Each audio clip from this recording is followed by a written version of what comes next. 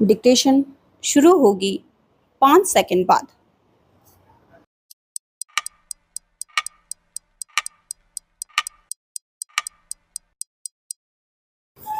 लोकसभा चुनाव के बाद संसद का विशेष सत्र जिस तरह समाप्त हुआ, उससे सत्ता पक्ष और विपक्ष के बीच टकराव की आशंका बढ़ गई है।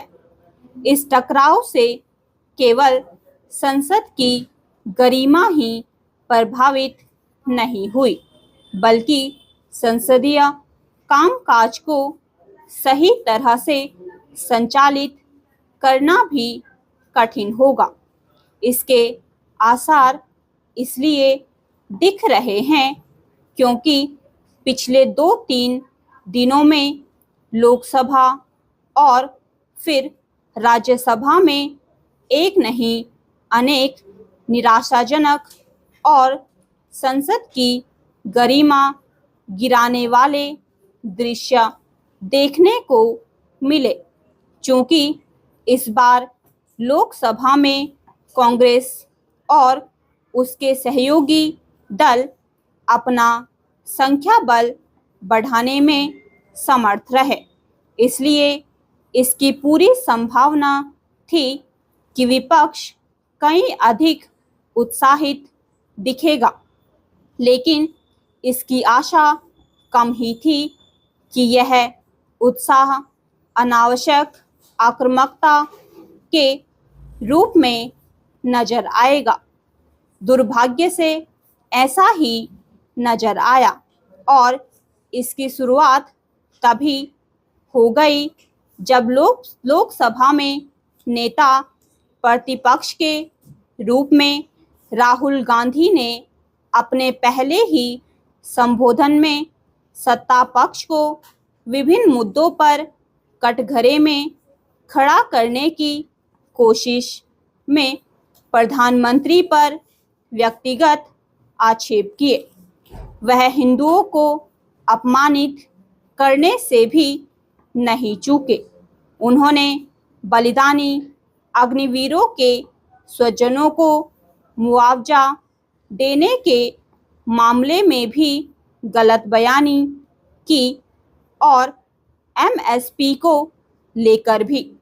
इसी कारण उनके संबोधन के कई अंश सदन की कार्यवाही से निकालने पड़े। राहुल गांधी के असंसदीय रवैये के बाद भी सत्ता पक्ष ने उन्हें अपेक्षाकृत शांति से सुना, लेकिन जब प्रधानमंत्री के बोलने की बारी आई तो विपक्ष लगातार नारेबाजी करता रहा। इसके चलते उन्हें सुनना कठिन हो गया।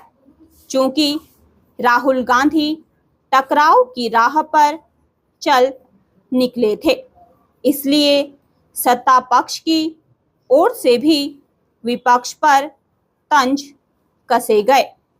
इससे कटुता बढ़ी। आमतौर पर राज्यसभा के बारे में यह धारणा है कि यहाँ अपेक्षाकृत धीर गंभीर चर्चा होती है, लेकिन यह धारणा पहले ही ध्वस्त हो चुकी है।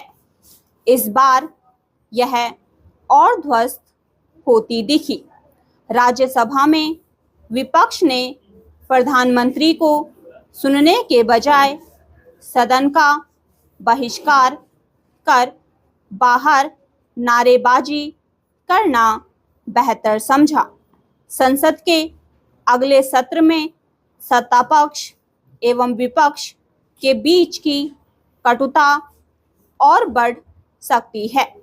बेहतर हो कि दोनों पक्ष यह समझे कि संसद में हंगामा और नारेबाजी होते रहने से किसी को कुछ भी हासिल नहीं होता। संसद इसलिए नहीं चलनी चाहिए कि वहाँ व्यर्थ का शोर शराबा और हंगामा देखने को मिलता रहे। इसमें कम से कम आम जनता की कोई दिलचस्पी नहीं। आखिर विपक्ष हंगामा करने के बजाय सरकार से जवाब तलब करने की रणनीति क्यों नहीं अपनाता? निस्संदेह ऐसी कोई रणनीति तभी कारगर हो सकती है जब वह संसदीय परंपराओं का पालन करे और अपनी बात कायदे से कहे। ऐसा करके ही वह सरकार को जवाब देने और उसे कटघरे में खड़ा करने में सफल हो सकता है। यह निराशाजनक है कि वह यह दिखा रहा है कि उसकी रुचि तो केवल सरकार को नीचा दिखाने में है।